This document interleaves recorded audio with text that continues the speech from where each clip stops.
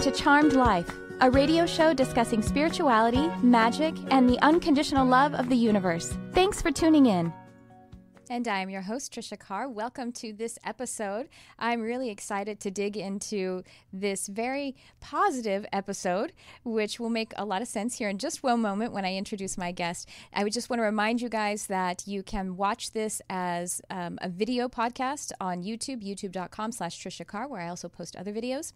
And you can also listen to it live every Sunday at 11 a.m. Pacific on my YouTube channel, or you can go to the special broadcast window on my website, TriciaCarrCharm.com, where you'll also find my classes and intuitive mediumship, one-on-one sessions, animal communication.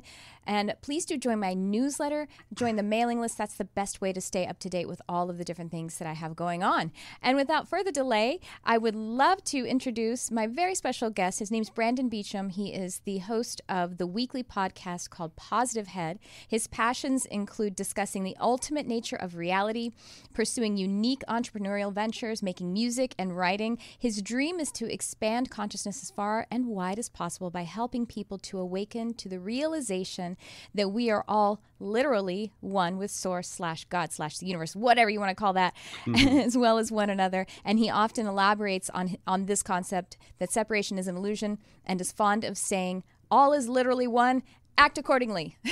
I love that. That is so wonderful. Welcome, Brandon. Keep it simple. Yes. Thank you for having me. It's definitely a pleasure to be here with you today on your show. Thanks. You honor me. You have such a prolific body of work. He has over 1,000 episodes of Positive Head. That's amazing. What an inspiration. Just really out there serving. That's powerful service, you guys. You don't know how hard it is to, or I shouldn't say hard. There's so many moving parts. Challenging. A lovely, lovely challenge, which is Marianne Williamson says that the challenges are gravity, like that we push against to make us stronger. So thank you, challenges. But 1,000 episodes is really a feat of powerful work that you're doing just from your heart, because that's free.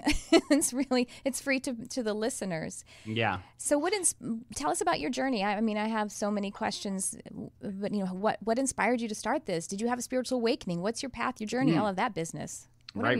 Well, let's see. If really going back to my own spiritual awakening, I was raised, I currently reside in Los Angeles area in Venice Beach. And I was raised in Virginia and raised in a very conservative sort of Christian household. And in my very early 20s, about 20 years ago now, I started having my own spiritual awakening and having some really powerful, perspective shifts on the ultimate nature of reality, who and what I am, started sort of playing with those ideas because they made so much sense to me. And that's what I always say to people is like, just listen to some of these perspectives with an open mind and perhaps, play with them, explore them, and then buckle up your seatbelt, because then you're actually shown the power. And, I believe the proof is in the results and how it affects and shifts things in your life. And so I started doing that, when I was, right around 21 or so. And it was really, really profound. I started having some really powerful, synchronicities and experiences that sort of cemented this new perspective into my world. And then I just got really, really passionate about the topic and talking about it. And I was sort of looking around, at the time, thinking, how is everyone else not seeing this and not sort of, freaking out about it in a good way. And so I would talk to anyone who would listen about the spirituality, the ultimate nature of reality, consciousness, whatever you want to call it. Some people would look at me and say, wow, that's really fascinating, interesting idea, or you're crazy, or whatever, or just disregard it and then just kind of go about their lives. And at the time, it was very much like, an island. I mean, I had books and things that I really locked into early on that, Conversations with God is a great example. That really helped to sort of solidify my own perspective. And so for a long time, it was like, a lot of people in my life weren't really on the same page. And then, and one of the things that I think has been sort of foreseen and talked about it for a long time is this mass awakening that has actually been prophesized by many different cultures, over many hundreds, thousands of years that would come around this time. And I've definitely seen in the last, 7 years or so of my life where now I'm just surrounded by this sort of stuff with people in my life and, of course, through my podcast. And so, I started off, I've been a serial entrepreneur my whole life and, have played with some of the concepts and created some really interesting things. Okay, I'm one with the source that creates and animates all things. I'm unlimited, have unlimited abundance at my disposal. And, at the time being on a friend's couch in 2010, after sort of a rough patch and growing from that to a Inc. 500, 569th fastest growing private company in the US in 2015, using these perspectives, and applying these ideas. And then, of course, launching Positive Heads shortly thereafter. Or right around that time. And I've been really blessed that has been sort of, for many years consistently in the top 5, in the category of spirituality on iTunes. So, now sort of parlaying into a new late night style talk show that I'm just about to sort of release to the world. And so that's been my journey very quickly in a nutshell. And, what's led me up to where I'm at today. That's so exciting. Well, let's talk more about the nighttime show. And it's video as well. So Positive Head podcast doesn't have a video component, correct? No, Positive Head I've been doing, as you said, over 1,000 episodes at this point, around 1,020 as of this recording. And I started off just doing a weekly interview in 2015 with, a different consciousness change maker, as I like to refer to them, and someone like yourself. And I, what I learned very quickly was, and why I started it is I really needed an outlet. For years leading up to that, I would talk to people, passionately about this topic, and my poor friends and family, ears were bleeding. And so I really needed a new outlet and to find an audience. And so I started by interviewing other people, and that, I quickly learned was as great as it was once a week, and it's primarily about someone else. Was I needed my own outlet. I had way too much to offer and would want to take over their conversation, and really with an interview, it's mainly about the other guest. Right. And so that's when I switched to doing it 5 days a week. Wow. So amazing. I started just like freestyling whatever would come up, each morning. What's happening in my own life? What challenges did I face in the last 24 hours? What, a question from a listener came in. Oh, this synchronicity unfolded that let me know this is what I should be talking about on this random Tuesday, And so it became this very highly interactive, experience with the listeners, P-heads, as I affectionately refer to them. And it became this magical, interactive, sort of free-flowing, freestyling, very little preparation with each of the daily episodes. And then, so Monday, Tuesday, Thursday, and Friday was that. And then Wednesday is still my interviews. And then it sort of evolved a little bit. At one point, maybe a year plus ago, we did a fan takeover on Fridays. We call it the P-head Posse, where it's all about the fans and who in as a listener is up to something really interesting, to kind of highlight them and give them a platform and a voice. And so another listener, Alexa, stepped forward and she asked to, had the idea, and what if I actually run that episode? And I allowed her to do that. So truly the fans took over that day.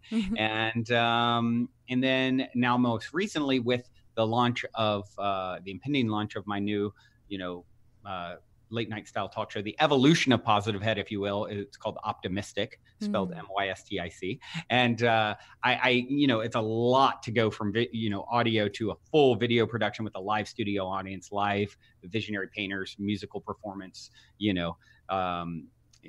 just like you would see with a typical late night style show, just, all consciousness related conversations, topics, and art being shared. And so obviously that's a lot more to bite off than just, turning on a microphone each day. Right.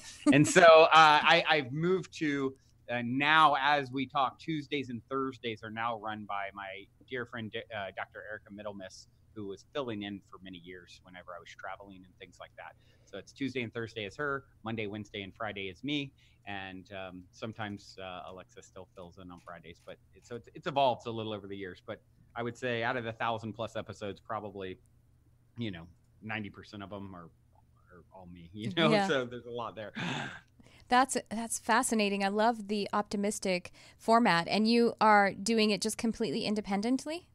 Yes, exactly. Wow. Yep. I Love have it. launched a production company. I call Television Studios, and Television Studios first, as you can tell, I like play on words. Television Studios first production is Optimistic, and we started filming in July. And as of this recording, we are towards the end of July. We're mid-September, so about almost a little less than 2 months ago, we started filming. And what we do is, to sort of fund it all, when you ask if it's self-funded and everything, is moved into this incredible spaceship-esque property in Venice Beach. It literally, people drive by all day, every day, taking pictures of it because it's so wild looking. And how I funded it was, or have been funding it, is actually my fans from Positive Head have been reaching out for years. The listeners, saying, do a retreat. And I didn't really have the bandwidth to do it with other entrepreneurial ventures at the time. And then it hit me with Optimistic. What if I get this big property and 3 of the rooms each week can be, listeners, fans of Positive Head that actually come on a retreat for a full week, and we give them workshop experiences, different healing modalities. They get to come on and be on an episode of Positive Head with me one day. And then on the live taping nights for Optimistic, which are Saturday nights, we have about 30 people show up for the live studio audience. It starts with me doing an opening monologue for 10, 15 minutes. We showcase a visionary artist, painter. Then I do a main soul share interview. Then the three that have been staying for the week come out on stage and get to ask a question and sort of be a part of the show. And then it concludes with a live musical performance. So the listeners have actually kind of crossed the line into the new show for, a segment of the new show they're a part of. And it's led up, a week staying here at the Mystic Manor, as we call it in Venice, for a week prior. So. Wow, how exciting. That's dizzying how exciting that is. And how how can people catch Optimistic because it's about to air, it's about to launch, right? Really close. Yep. And how frequent is it? We're about to release a trailer, right? Like within hours after, 9 months leading up to it. We're just about to release the first little trailer, and they can go to optimistic.tv, optimistic.tv, spelled MYSTIC. But actually, even if you spell it the normal way, it'll still redirect. And then, we're on all the, youtube.com/optimistic show, instagram.com optimistic show is our tag. And we're just about to start releasing content there. So we've set those up and haven't really released much yet, but it's about to. So it's all going to be hosted on the Optimistic platform. And what happens when NBC comes knocking on your door? Are you going to do it? That's a great question. So, I mean, literally we're, as of this recording, we're about to release the sizzle trailer, and we're going to be taking it to, all the major networks and saying, okay, here's what we've produced. Here's what we put together. We've already got 6 episodes recorded in the can, and I basically have 37 weeks scheduled over the course of the year, so because the retreat guests are coming and, it all has to be pre-set up. Right. And so we're doing 37 episodes at the very least. And so we are, we're going to go out for the first, as soon as we have this really starting tomorrow, I'll be taking it. I have people who, like someone who works at Netflix just saw it yesterday and it's like, oh, it really has turned out really, really, I couldn't be happier with how the trailer looks. And, I have a really professional team working on it. And so, we just have different people who are going to, like, showrunners who are going to take it to the different networks and see what they say. And, it's like how I approach everything in life. I'm not attached to the outcome. I trust that what should be will be. Right. I've done a lot of things without getting help, so to speak, independently. And so, what I do know is then, it's sort of the golden age of television. They're all, Disney's about to launch their own network. Apple is, YouTube now has their own private shows, and Facebook and, Netflix, and it's Hulu. There's so many of them, and they're all looking for content. Yeah. And we've created the set, the stage, the guests that are part of it, everything's there. So and it looks and feels really great, and at least maybe I'm a little biased, but so we're going to walk it in and see how they respond. And if someone says, yeah, don't release it on your own, let's work something out. Great. If a month from now we've shopped it around and we haven't gotten a quick someone who's biting, so to speak, we're just going to start putting it out to the world ourselves, and let the train leave the station. That's so beautiful.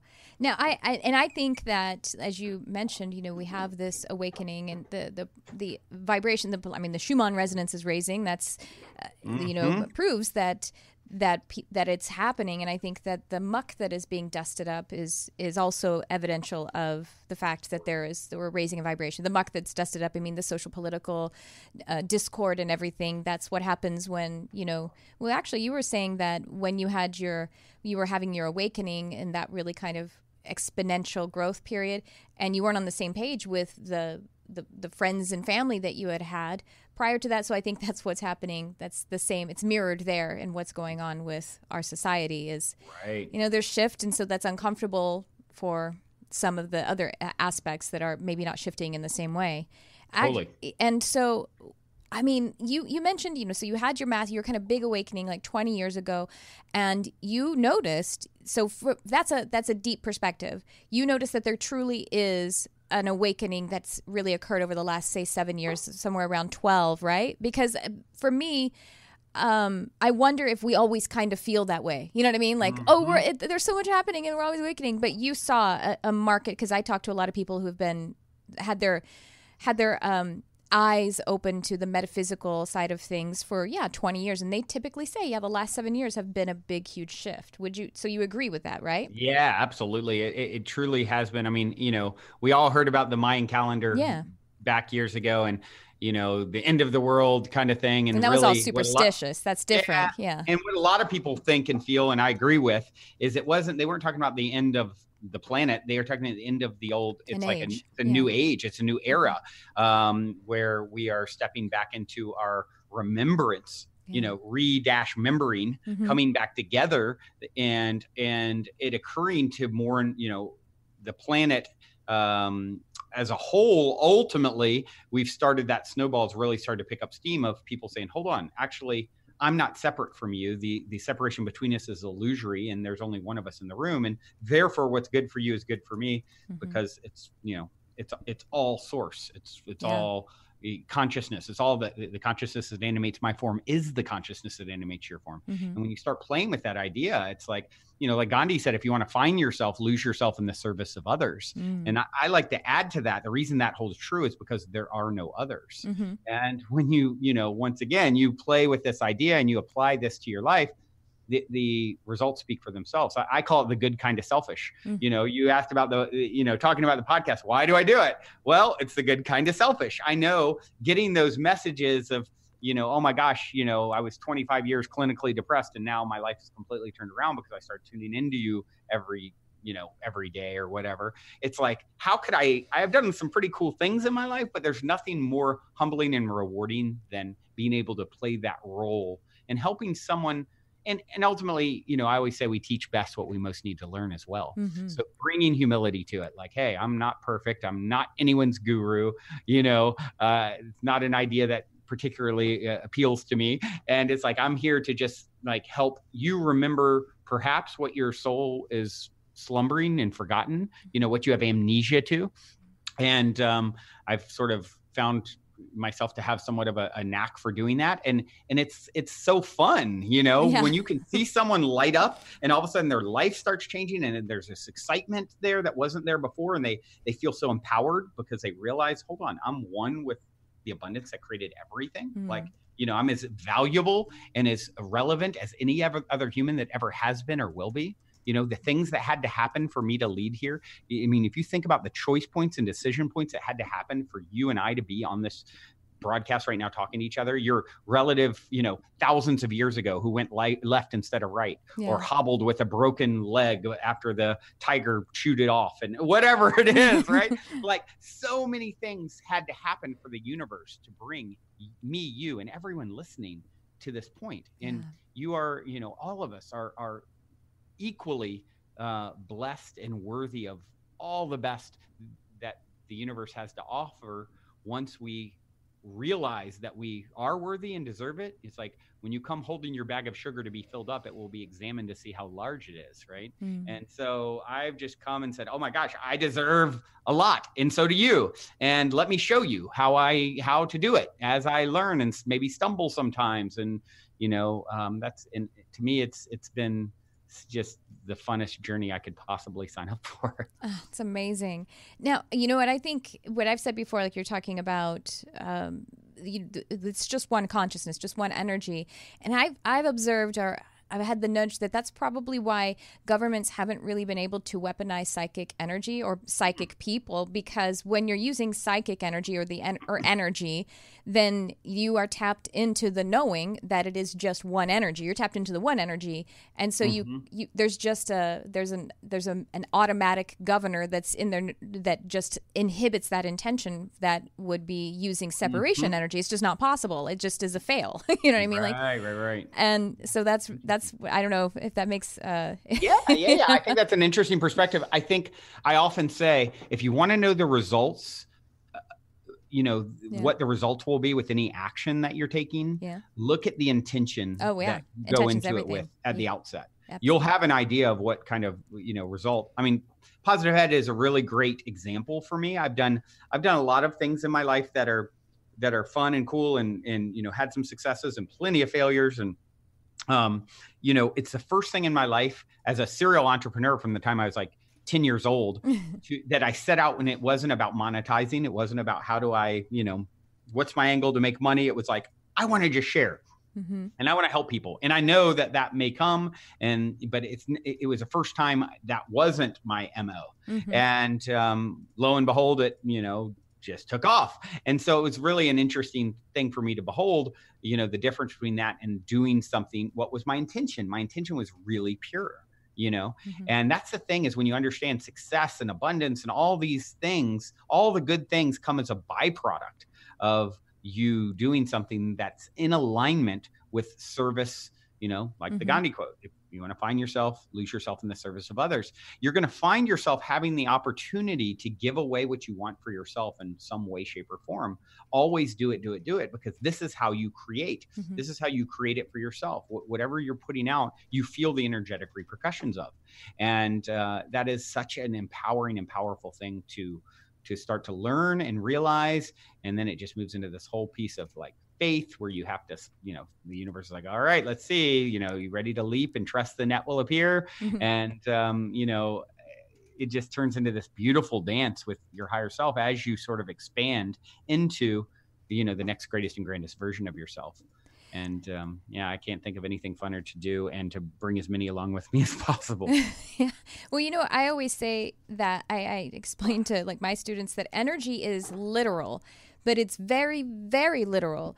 I think that maybe around 2006 when The Secret came out and there was some misunderstanding about how energy or the law of attraction works. And the perception that people have is that I want something really hard, which is actually the recognition of the lack of it. And then that's supposed to attract essentially its opposite, the filler of it. But what it is more you have something in your energy. And that's why it's never a leap of faith, actually. It's just a step. It's like that cartoon. I don't know if you ever watched Tiny Toons or the old cartoons where there was the dog that was like babysitting this baby, and this baby would just step off a cliff, but the dog would catch her because she wasn't in any harm's way because she was so cared for. Right. So, but energy is literal. It isn't like I want something desperately and then it's answered. It's that you are something perfectly, you identify to it, and then it is. Yeah, exactly. It's a very nuanced thing you're talking about there, and or it's so simple. I think it's not nuanced is the trick, is that we're nuanced and we have a hard time letting it be that simple. Right. Yeah. I mean, that's fair. You be it to see it. Most people are doing something like work in order to have something like money, in order to be something like happy, but you be something like happy. You proactively show up how you want it to experience whatever's happening. And then, you be something like happy, you find yourself having and doing things that are a reflection of that. Yes. So if you say, I want this thing, it's very literal. Like you're saying, the universe says, oh, you want it? Here's more wanting. Abracadabra. I create as I speak, it means, right? Uh-huh. And so abracadabra, you want it? Here's the experience of wanting it. Exactly. So really just getting into, vibrational alignment with it is something that I've definitely, I don't know if it was through just natural confidence or really believing this stuff, and probably a combination of both. It's like, even when I was flat broke on my friend's couch, it didn't change the way I valued myself. I knew that was, if I haven't won, the story ain't over, and so it's like, I still felt worthy and believed in myself. And, I vibrationally was like, oh, I am going to manifest the abundance I need to do all the things I want in the world. And I was it vibrationally. And then next thing you know, things shifted to mirror that in a way I could have never actually chosen for myself. And so I think that's a big part of it, is not being too attached to the particulars. Like, oh, okay, I'm calling in my perfect partner, and they're going to be, 6 foot and blonde hair and blue eyes and between, 27 and 27 and a half, and all these particulars, instead of getting in touch with what is the underlying energy you're seeking from that desire, right? And then just trusting that it's not if, but when it shows up, and that it'll show up in divine timing. So what is it that you sought from that particular desire for a manifestation? Don't be so attached to the exact particulars as just resonating with the underlying resonance of what it is that you're in the process of creating. I think that's a really powerful way. Instead of saying, I want this thing, I'm in the process of manifesting. Yes. Right. Right. And so yes. it's a different vibrational way. Definitely. It's connected. You're connected to everything that you desire, because there is only one energy. Right. And so you tune into that connected frequency. Absolutely. when you that's a great way. That's a great shift, a great pivot. You said that you came up in a traditional kind of, or conservative Christian. Did you have some spiritual experiencing when you were a kid through the church or was it just kind of like bland for you? No, other than getting dunked in water, no, nothing was too profound that happened to me. I did get baptized. Yeah, no, I really didn't have any profound experiences or spiritual experiences as a child that I could think of. It was pretty normal. I came from a very is normal, if there is such a thing, household. My parents are actually still together, and just that's not normal. Yeah, right. Yeah, good point. So, I ended up going actually to. I grew up in Virginia, and my family wanted me to go. My parents wanted me to go to a private Christian school in Tennessee. And I was excited just to explore and, get out of the house, so to speak. And so I did end up going there, and I actually had a lot of fun for a while. And then the rules were a little too restrictive. It was pretty conservative. And I ended up getting kicked out. And then around that time is when a lot of what I was taught as far as, pertaining to this, particular denomination, I guess you would say, or branch of Christianity that I was raised. It was called Church of Christ, and it's very literal and very conservative. Yeah. And it just the math stopped adding up as my brain fully developed. I think, and so I just wasn't quite. I wasn't feeling it fully, and but I had been sort of indoctrinated with it my whole life. So it's around scary. 21 or so, I met someone who claimed to have psychic ability. And I was just fascinated. And then I saw her, do some things that I'm like, hold on, how did you just do that? What's going on here? And then I started opening my mind to these things I'd never been exposed to before, and started having some cool experiences myself at that point, and reading materials and things that I'm just like, oh my gosh, this is so logical. It resonated in every, cell in my body, which probably maybe more so than the average person, because I was, part of my destiny, if you will, was to do this sort of work. So for me, it was just like, oh my gosh, this is such a big light bulb. This makes so much sense. It feels so good. I feel so empowered when I play with the concepts and ideas. Results are amazing. And like I said earlier, I was just a little surprised everyone else wasn't geeking out on it the same way I was. And so that's sort of how it it unfolded for me as I got into college, then got kicked out, then started getting exposed to other things. It just naturally was no longer a fit for where I was at in my own spiritual journey. I actually did have, well, I was dunked too, but when I was 11. I was dunked. But I was actually, I was kind of a weird kid because my family didn't take me to church. I took myself to church. So I was actually seeking, but that was the only paradigm I knew to seek in. And I had basically like a Kundalini kind of experience when I was 11 in my baptism. I mean, that's obviously, no one called it that. No one knew that. And no one knew what happened to me. And it was just, a very traditional Baptist church too. It was not even charismatic or anything like that. So, but again, it was just my intention, my little 11-year-old intention, called that in. And I had mediumistic experiences. I was connected to my intuition. I didn't use those words then. I called it God and Jesus or whatever, but it was exactly what I experience now, just through a different lens, is how I felt about it. But then, of course, there's the indoctrination, the dogma, and the things, and that stopped fitting me.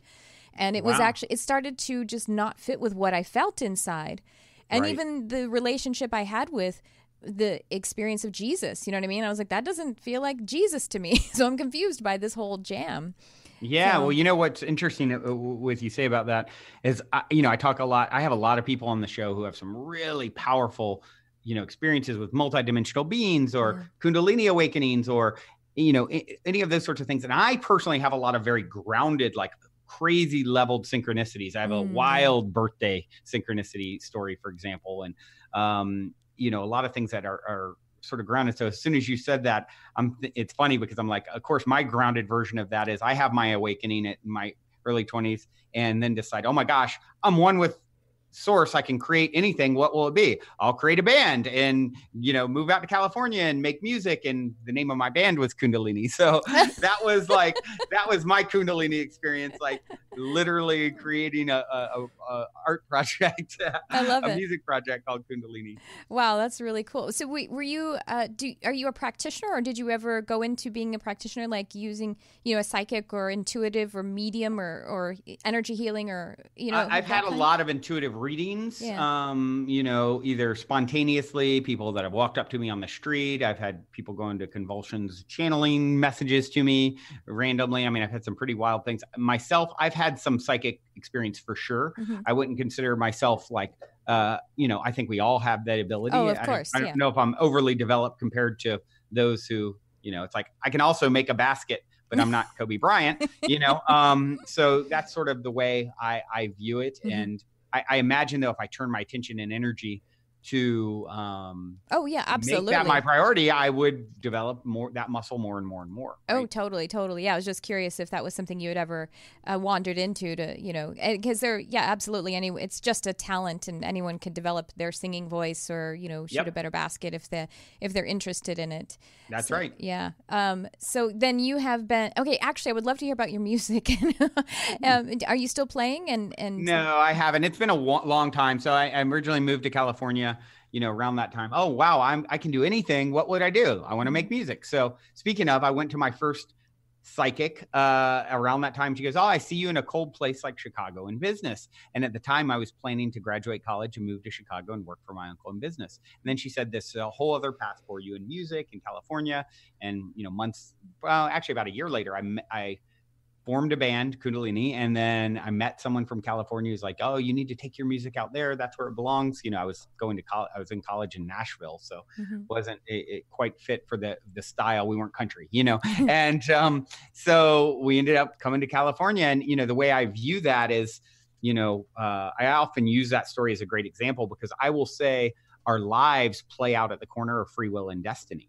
And it's destined because it's all already happened. Like, your fifth birthday party is happening on another channel. I believe we're just not tuned into it right now. Or if you've seen the movie Interstellar, where they're on that planet and there's a huge wave and they get stuck there for 10 extra minutes and then it ends up in 20 years passing on Earth.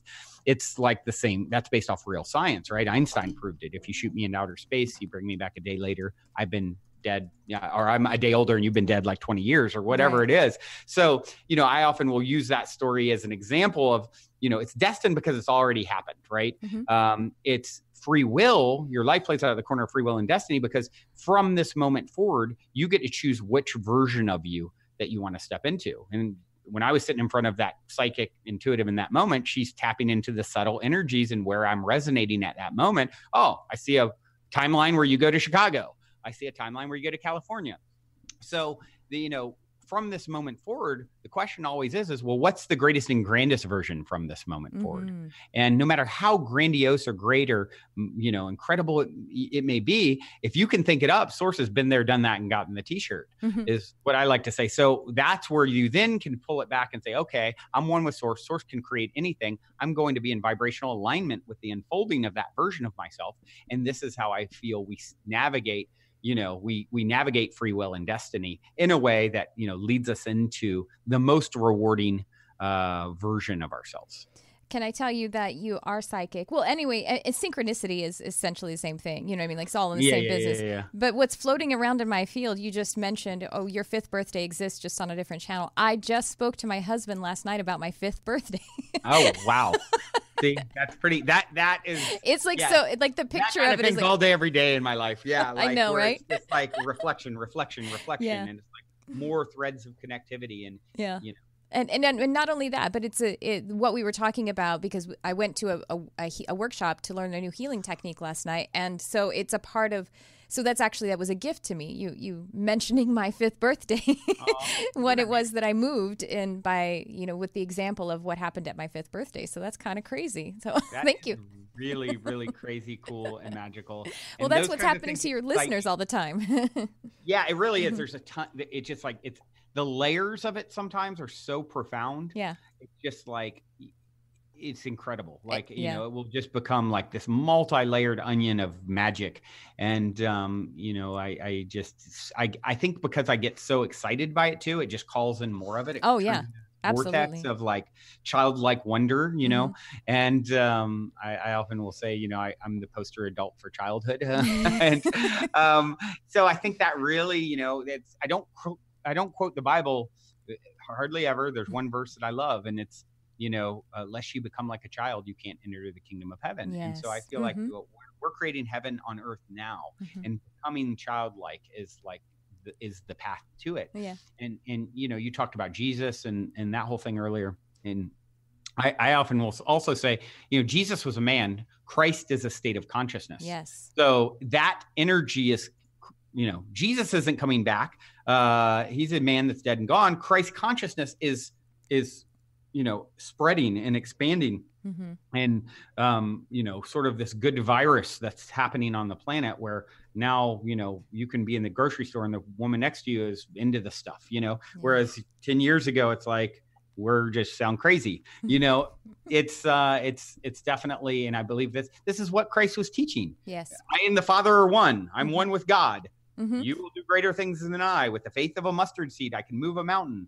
Like he was teaching law of attraction and oneness. And even when they were going to put him on the cross, I think it's really interesting. The last thing he's quoted as saying, as in his defense was, hold on, I know you're saying you're going to kill me because I've claimed I'm God.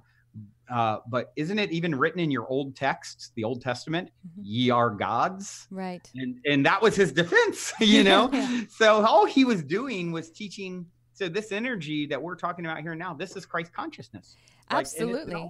The way that I interpret, I am the way, the truth, the life, and no one comes to the Father except through me. I actually see the ego eimi, which is the I am. It's rather than saying he's like this person, he's saying the I am. Yeah. The I am is the way, the truth, and the life. That. And nobody gets to the Father or source except for their own I am energy, except for the I am energy, which is that one consciousness. That's a brilliant that's how it strikes me. Perspective. Yeah, it's like, I love the I am that I am. It's like, I believe I heard Wayne Dyer for the first time break that up. He said, I am that. So anything you point at, I am that. And then you just shave off to that. Right. I am. I just am. Yes, and this is why our language is so important, because the I am is so powerful, and your inner being or your subconscious mind / also the outer essence that we call the universe or source energy believes anything and answers anything that follows I am, and that is ask and it will be answered. It's what follows I am, whatever the intention is we're talking about. You are a powerful creator, and therefore we are the creator and created created rolled into one, right? And so what does a creator do? It constantly creates. What does source God, the creator, do? It creates. So it creates with I am. Like, I am what? What are you? And as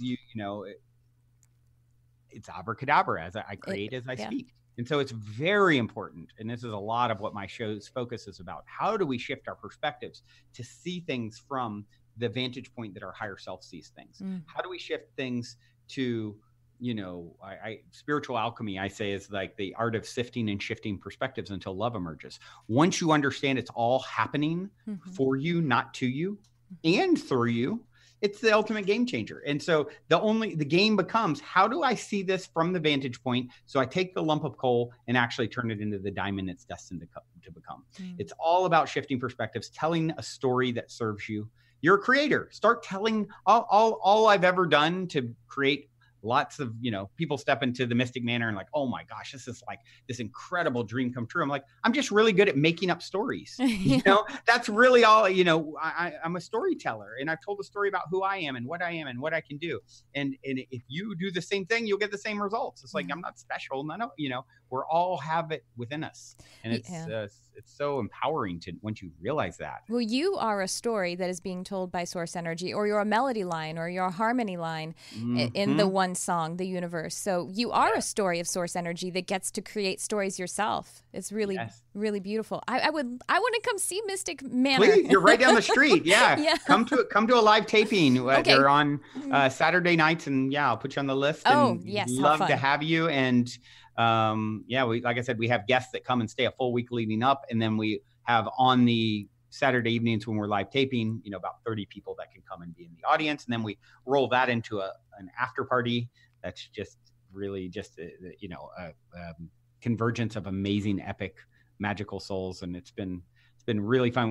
We've recorded the first 6, so like I said, we have 37 slated through next July, and we'll see where it goes from there. But so at least 31 more ahead of us as of the time of this recording this year. So up until July 2020. So you're doing them. So you record them live, but you're putting. Okay, so it's essentially very much like like you said, like the late night talk shows, like the Tonight Show and everything, because those are recorded live, but then they're put together and that's broadcast exactly. non-live. Yeah. Okay. Yep. Yeah. It starts with the audience shows up and everyone gets in there, gets seated. I start with an opening monologue. There will be a visionary artist painting over in the corner. I'll step over for a few minutes and hear kind of like, what's the rundown on this piece? What's the motivation? What's the inspiration? Then the main interviewee comes out.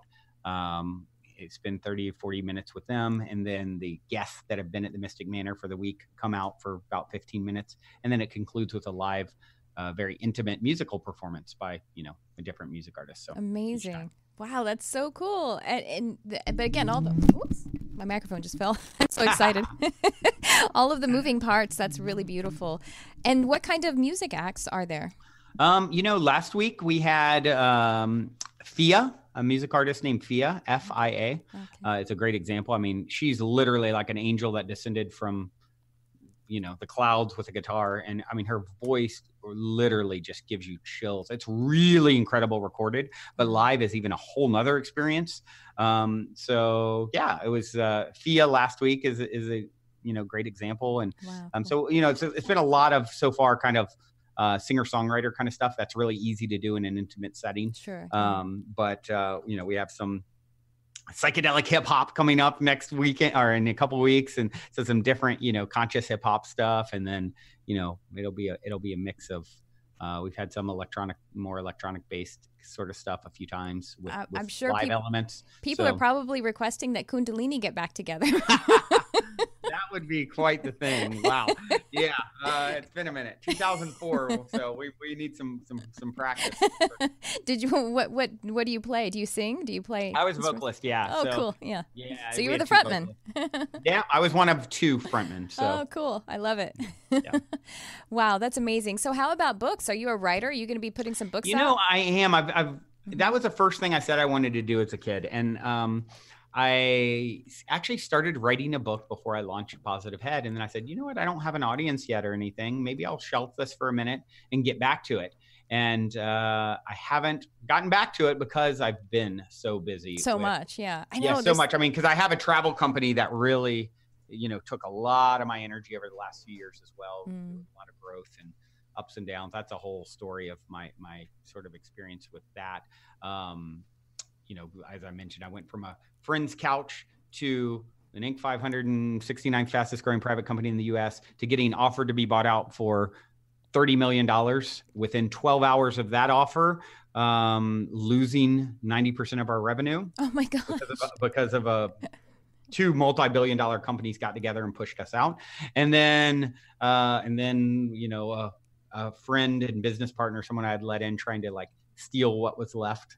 It was like a script out of a movie. And so then out of the ashes of that, me and my brother partner started a new travel company a few years ago. And that's taken a lot of energy as well. And only recently with the launch of Optimistic have I pulled back a lot of my time and energy there. And he's sort of mainly running the show. But between doing that and the podcast 5 days a week and, now Optimistic, it's a lot. So one of the things for someone like me who gets so excited about projects is like really learning you can do anything, you just can't do everything at once. No, totally.